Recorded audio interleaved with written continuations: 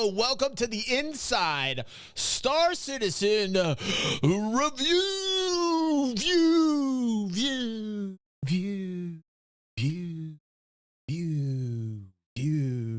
Hi, everyone. I'm DG, your host here. This channel's DG360. Together, we're DG360. I don't know what I'm talking about. Thank you. Thank you. Oh, thank you.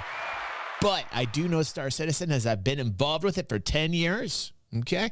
Been watching the development. I know a little bit, a thing or two about game development. Maybe a thing or two. You put them together. Again, I don't know what I'm talking about right there. But this I do. Let's go. Jared, do it. There are lots of ways to bring life to the worlds of Star Citizen. Whether that's the people that inhabit them, the structures they build, or the coffee cups and food wrapper decor scattered across their desk. But perhaps nothing quite as much as nature's inhabitants. Now, animals, creatures, fauna, whatever you call them, have been one of the long unfulfilled promises of the persistent universe since planets were first introduced in Alpha 3.0. And 0.23 patches later, they've made their much anticipated debut with the first of a new herd of offerings that will continue in subsequent releases. No. So let's go now to just... Oh, these jokes, these dad jokes. Come on, Jared, you could do better than this. I'm rooting for you. Some of the team members responsible for their creation. What's up, D-Y? And get just a small glimpse into what went into their creation. Good to see you, Limitless. What's up, Aether? There we go. These creatures are just going to offer birds. a whole different dimension to the gameplay. They bring a sense of life to a world. Demon dogs and nightmare birds, man. They're giving me that nightmare fuel I so deeply desire. Gives an environment a sense of that it's a lived-in space. There's a lot going on the planets, but it can feel at times like there's not a huge amount going on. What's up, Josh? Welcome to the fam. But with the introduction of creatures, that all changes. We have now the ability to create life wherever you look. It just takes the game to another level of breathtaking. Man, I can't wait for big ass beasts. Like big ass, like remember the snow monster they made, man? Oof, I can't wait. I can't wait for it. Thank you, Hugh Free. Oh my God, tier 3 to fingers. He's an upstanding gentleman. God bless him. Hugh is an upstanding gentleman. Hugh gifting a tier 3 to fingers, and everybody knows that every tier 3 sub comes with me coming personally to your house. I will literally come to your house, knock on your door. I will make you dinner for a tier 3 sub. Thank you, Wooks, for that 300 biddies. How you doing, bro? Good to see you. We're watching Deadly Animals. We're talking about our favorites here. We got our nightmare birds. We got our demon dogs. Nightmare fuel, all what we desire. I'm looking forward to the Microtech snow monster. I want that. I can't wait to see more and more and more. It adds believability to the experience that I don't think any feature so far like has come to the level Woods. of adding immersion that Fauna has.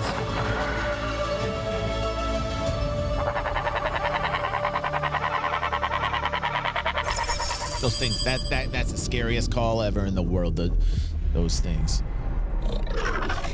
Right, Seraph, right.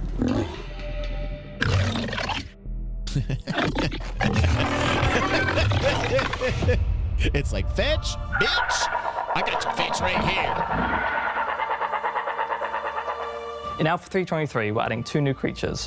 One is the Marek. Wood says that's the noise his mother-in-law makes. One is the Copion.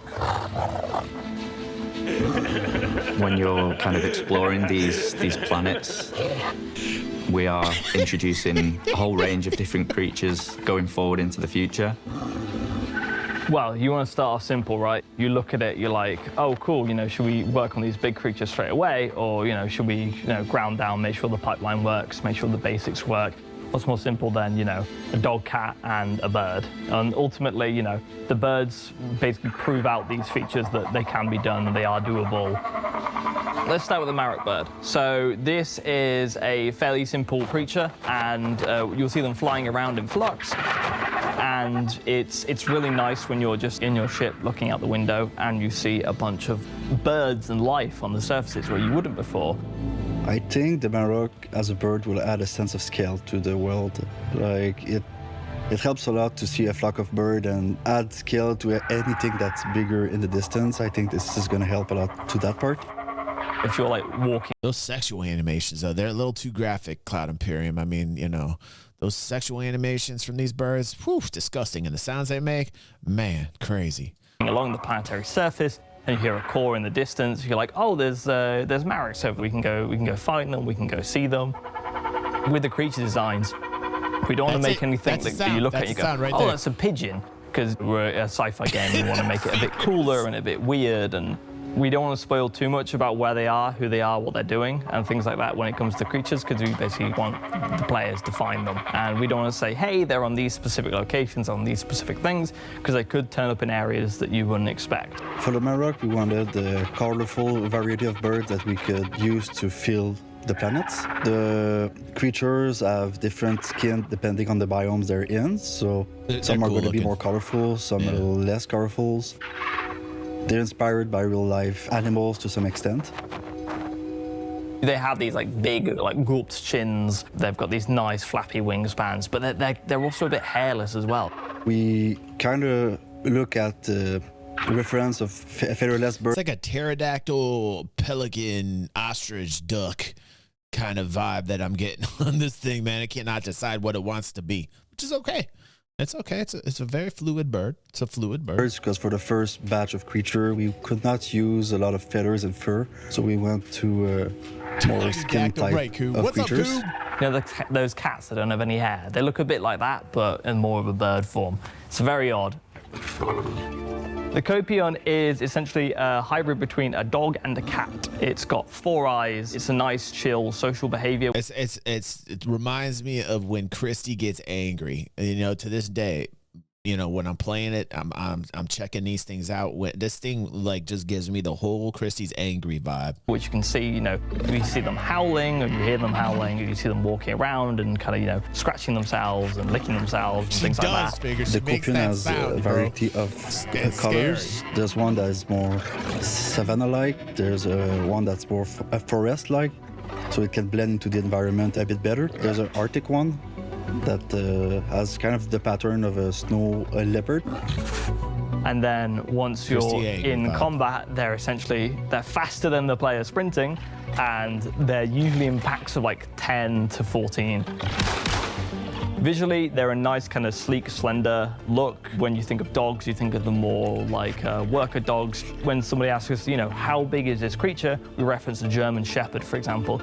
The Copion was designed to have a hostile look, so it has horns, it has big scales on the back. Overall, we wanted something that you look at and you go, oh yeah, we know that's a predator. And obviously, you can tell things are predators by the way their eyes are shaped and how they move, how their bone structure is, how they're set up visually. You can look at that in your brain from evolution, basically goes, oh, that is a predator and it's gonna hurt me. So the marrock bird is what we call a boid. A boid on a general level, you have to imagine it's a lot more stupid version of an actor, right? It's way less resource intensive, its behaviors are far more simple, and it's a lot easier to basically put in without performance costs. Boids is a system that was developed a while back, but has been used to great effect in lots of films and games. It's based on 3 simple rules that allow some very complex behaviors of what you might call flocking. The 3 rules are that they maintain separation, so they don't get too close to each other. They remain aligned with each other, so they'll follow other members of the pack that go in the same direction. And cohesion are the 3 rules in boids that allow this flocking behavior to be generated. So they're a group of birds that essentially stay together in a single area, and they fly up, they fly down. They're intentionally made to be very simple and kind of what you'd expect from a bird. especially if you're hunting them as well, because we don't want individual birds flying all around the planet and things like that, because we want to kind of keep them nicely clustered together in an area where you go, okay, cool, this is where the birds are. So the Copion is not a Boyd, it's a fully fledged NPC character. When you look at the Copion, that's what we call an actor, right? And that essentially has the more costly associations, like being able to use like nav meshes, being able to use behavior trees, and because Copions have to make decisions, but Maroks don't. So Copion. How much code do you think goes into the fauna? Like how much code goes into each species? Should be interesting. Like if you would shoot down a bird, it would come down. Do you think the demon dogs would come up on it and just eat it? I think that would be cool. Would that be like a waste of time? I don't know. Like if you're like somebody who like hunts animals, like if you're a huntsman or a huntswoman, if you're either one of those, then wouldn't you want like as much code dedicated to like the fauna as possible, so they actually, the AIs is about as realistic as you can get it, so that it's actually hard to bag a certain animal? I think that would be kind of cool, you know, if you were just like a hunter and you would go to like different planets or moons to find out about the local fauna. Even to throw in like a mystery species or something, you know, like on one or two planets or moons throughout the verse as more systems come online. I think that would be really freaking cool, just to like code these things to the point where like if you're actually trying to hunt certain species, it's harder than others. I think that would be cool. Maybe a huge waste of time, but if you're like into the hunting game and we want this to be the everything game and you really like hunting games, I mean, that kind of draws into people. I mean, look how many hunting games there are out there, for God's sake. What if you made this to the point where like every system you went to had like this whole different milieu of species that like acted differently based upon the planets and the moons and the atmosphere, and you know, some are real docile and easy and others aren't, and then add fishing. Yes, you're not gonna eat me. Yes. Sorry, I just had to say that. I just had to put that in there. It is an NPC creature. Yes. Does it T-pose on chairs? Well, firstly, they're not going to be on What's chairs up, in the Nick? first place, unless you lure one into your spaceship and somehow magically put them on a chair. No, they're not going to T-pose on chairs, sadly. So you're going on the record that Copion's never going to jump on a chair. No, I'm not going to say they're not going to jump on a chair. The animator's task with the creatures is to breathe life into these entities, because these entities basically are just points in space that are moving around. The Marok, when it's kind of flying across the sky, as far as the game's concerned, it's just a point in space, just moving across the sky. But the animators actually create that illusion of life. The first step in the process is we have a look at the design doc. We basically get an idea and the feel for what the sounds are terrific. Like the sounds they have for each species, really good. The audio is great. Designers are after for the creature. We then try and kind of link that to, because these are alien creatures, we kind of link that back to what is it like that so already exists on Earth. Good. And for the Marok, it was things like a pelican, that kind of creature. I mean, almost the sound and the audio from these creatures are better than the visuals almost, you know? Like crazy sounds. So we then gather the reference of pelicans doing all the things that we want the Marok to do. With that, we will then try and kind of breathe that life, that essence of that creature into the Marok. So we went through many different iterations of like the poses that this. Seraph says, what I really want to know as far as Fauna is, where is the sandworm?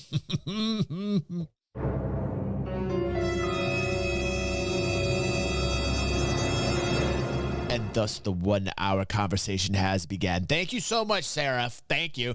Thank you.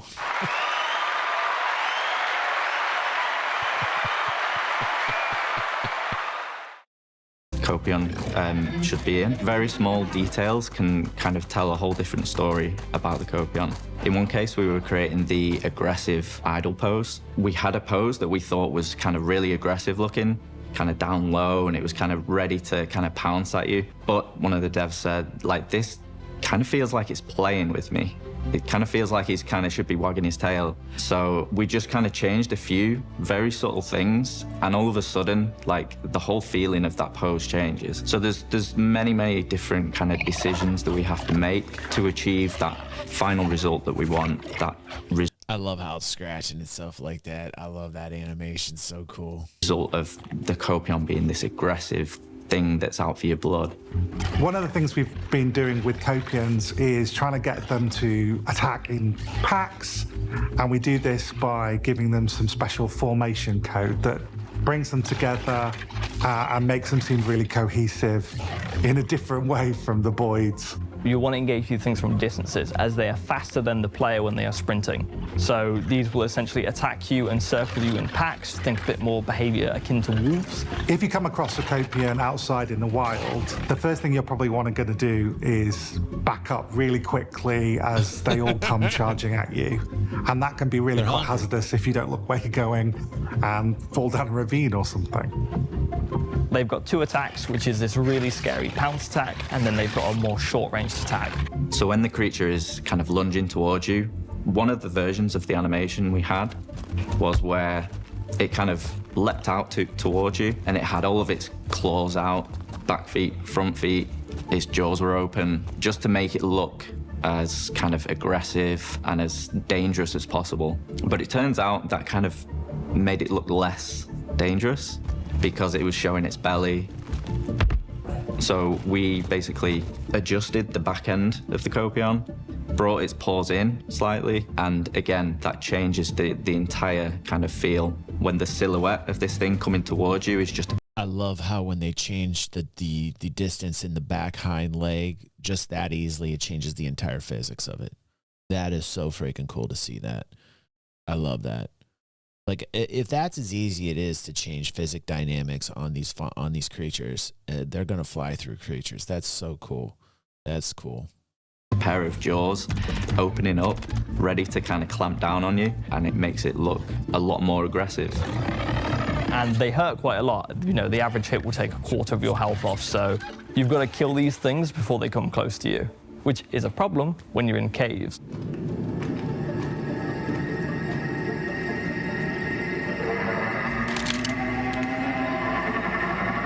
So when you're in caves, it's a close quarters environment, right, and Seraph. the Copions have the upper hand. Seraph says, get some use out of those knives. I like that. Good comment.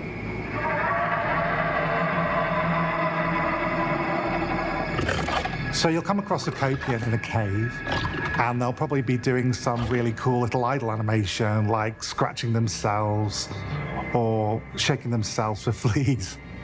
And if you surprise them for the first time and they're on their own, they'll probably get a bit scared and run away and join the other Copions. If you follow them, then that's when you'll probably get into trouble, because a pack of 3 or 4 or more Copions attacking at the same time could be really quite deadly.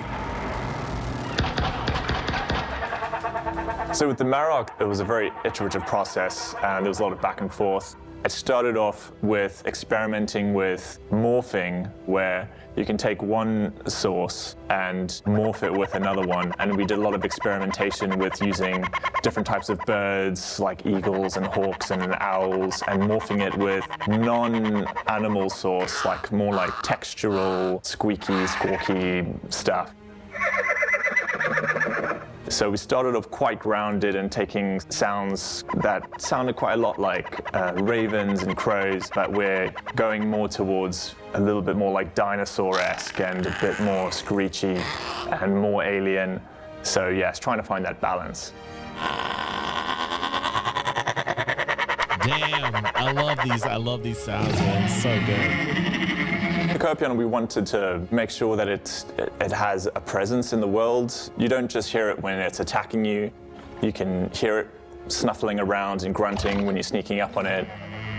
They're howling, they're communicating with each other. We just wanted it to add life and presence to the world. So the Copion is a very mean-looking predator, and we wanted it to sound just as mean as it looks. So we started off with a mix of sources from lions and tigers and all sorts of predatory mammals and mixing it in with dogs and things like seals, sea lions, and trying to bring in an alien element as well with some non-literal sounds. I've got a recording of a wet balloon squeaking that I mix in at certain points just to give it a little bit of alien flavor. So one of our Dude, first off, this guy needs some applause.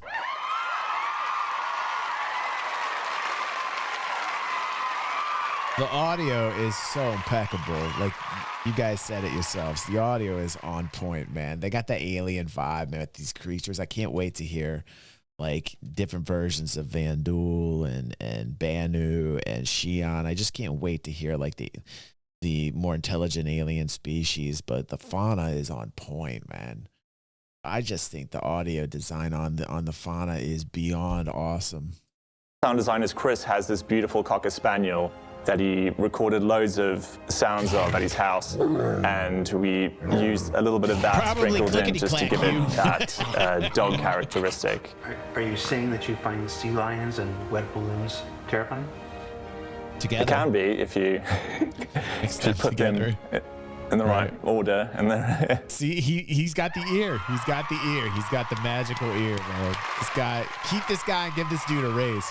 Here, this is what we do on the show, man.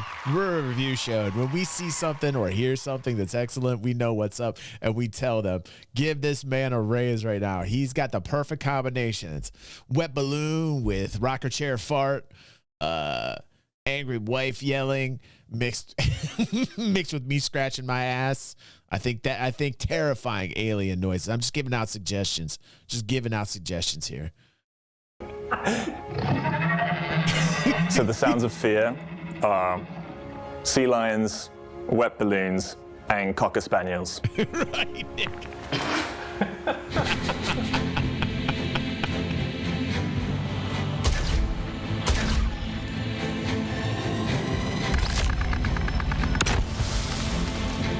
We know some of you don't just want to pet the bird. Yeah. Watch the bird, look at the bird, enjoy the bird. You know, be one with Explode the bird. Some of you want to murder the bird. Yes, Yeah, explode the so bird. I've seen some people going up to the birds and punching them, which is definitely a way Railgun to the interact with bird. wildlife. And if you do that, you will find a pearl in there. I think it's in the base of their mouth, and essentially it's made of like congealed innards and looks incredibly gross. So if you manage to kill the Copions, you'll see the horn on them, and you can loot that, and it's basically a valuable commodity of which you can sell on. It's going to be exciting for the players to hunt out those creatures and find them in different environments. This is exactly what I'm talking about here. To become a huntsman, to make money off of really rare species to kill, to use them as a commodity for the market. It's just like it's just endless. It's endless. This is everything I want, everything I imagined from the everything game at the very beginning. We theory crafted this so very long ago in 2016. We were talking about this, about fauna, different species of animals, how it would tie into the economy, like professions. You'd be a hunter. All these things coming to fruition now. Super exciting for me to see as a veteran, as somebody who's been watching and commentating and making content, watching other people's content for 10 plus years, man, to finally get to this point and see this. Super exciting for me. Whether they'll be in the middle of the trees or hiding in caves. There's a bit of a challenge there, but there's also that feeling of nature and the wild that you're going to get kind of peering on creatures performing these kind of behaviors as though they're not being watched by humans before. But the nice thing about this is it kind of leads into a wider gameplay loop that we're looking at. We talked about crafting quite a lot, and this is an example of how crafting gameplay will come into it. So the first step, as we're looking at, more creatures and more variants and things like that. But obviously we'll get in that. Yeah, we saw this with plants a long time ago. Like they're going to bring crafting more into the mainstay. From this, we'll bring in manufacturing. I think you'll start to see that slightly. I mean, we have the refining portion of the industry. We're starting with crafting on animals, plants. That'll continue to evolve. And I'm hoping eventually manufacturing at some point. We definitely need to have an economic talk We definitely need to see Tony Z appear from behind the curtain and talk to us, you know, especially with the advancements of server meshing. The other thing I think about is like with all the additional fauna, with all the additional object containers, right? Because I want more and more and more. Now that we know we can do it, let's start making more fauna. But then you get that question like, now what? In terms of adding more object containers, we're talking about issues where we got to iron out server meshing and persistent streaming, you know? That further detail as we go on. The creature / fauna in general, obviously we've previously experimented, we've previously played with things, as you'll have seen, but now we're in the active development of it. So we have a really nice kind of idea of what we want for 1.0 and all the creatures we want for that, and looking at how we can make the creatures in the future fit in the Star Citizen universe. Good. So we've always been tinkering, we've always been playing, but you know, now we have a pipeline. That technology is working in, and good. We've basically proven it out now. So the future of creatures is a lot more easier and convenient. It's a lot more tangible because we see them now.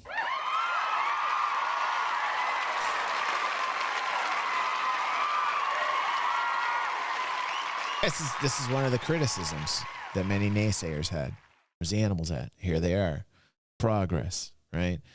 But one thing I worry about moving forward is, yes, they've got this pipeline set in place. They can make more fauna, but then you're adding more strain onto the system because you're adding more object containers. So again, going right back to server meshing and persistent streaming, like a lot hinges on these technologies, you know, and again, baby stage where we're at, but we know at least that we've gone into the fold, you know, in terms of it.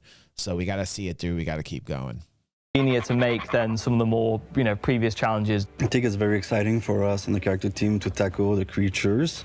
It's something that the whole team is excited about. We are very proud of the work that we do. So animating a creature isn't an easy thing at all. So obviously for the creatures, we couldn't mocap. So hand keying the creatures, it can be difficult to raise the quality up to the level that the rest of the universe is at. But I think as a team, I think we've really managed to actually achieve that level of quality that we're aiming for. I think that the team's done a great job. Creatures definitely bring life to the different planet environments that we have, allow us to have a different range of kind of gameplay situations where you've got characters attacking you in different ways and allowing us to show a more characterful range of behaviors, perhaps. Creatures, it's not just a static, you know, prop. It's something that is alive and breathing, and you can react to it and it will react to you, and it just gives a bit of gameplay for the player to engage in. And as we go on, the previous creatures that you've seen, for example, the space whale and the space cow, those things are in active development right now. And you can imagine with creatures that are this large, the question is, you know, how do we loot them? How do we do those? Space cows, dude. Space cows with the gross eggs underneath them. Space cows! Those things, and that will be a very fun addition, and the things we're cooking up are very exciting. So you'll see creatures in 3.23, and it's going to be an amazing experience, adding true believability to the world. Happy hunting, good luck getting those horns, and try not to touch the pearls, they're a bit gross. You could do that in Philly, Woods, you know? Could do that in Philly. So what did we learn this week? Well, we learned that it takes a confluence of disciplines like art, design, animation, AI, and more to bring these creatures to life.